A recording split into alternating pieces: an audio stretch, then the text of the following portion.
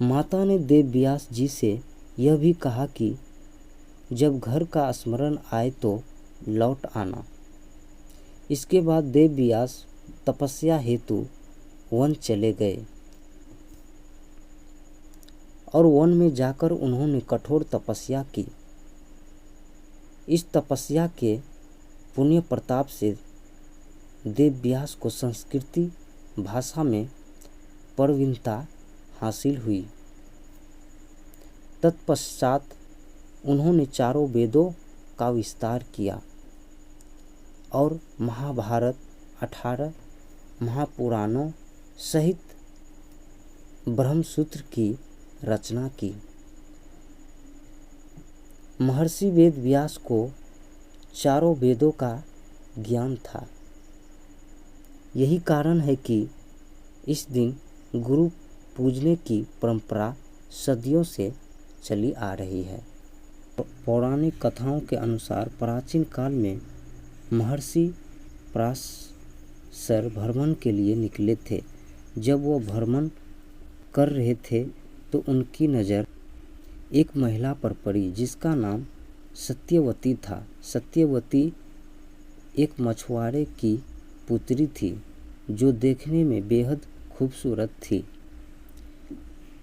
लेकिन मछुआरों के घर में जन्म लेने के कारण उनके शरीर से मछली की गंध आती रहती थी।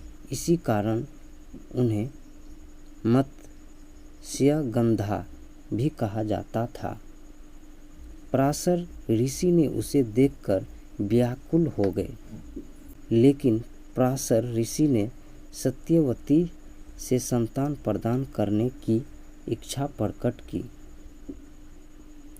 ये बात सुनकर सत्यवती काफ़ी आश्चर्यचकित हो गए। बोली कि मैं इस तरह से अनैतिक संबंध कैसे बना सकती हूँ। इस तरह से संतान का जन्म लेना व्यर्थ है।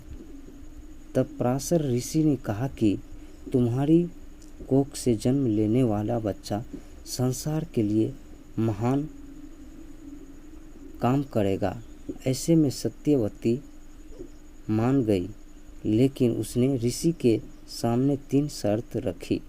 पहली शर्त के अनुसार संभोग कीड़ा करते समय कोई न देखे। दूसरी शर्त थी कि होने वाला बच्चा महान ज्ञानी होने के साथ मेरी कौमार्यता कभी भंग न हो। और तीसरी शर्त कि शरीर से आने वाली गंध फूलों की खूबसूरत में बदल जाए। ऐसे में ऋषि पराशर ने तुरंत तथास्तु कह दिया।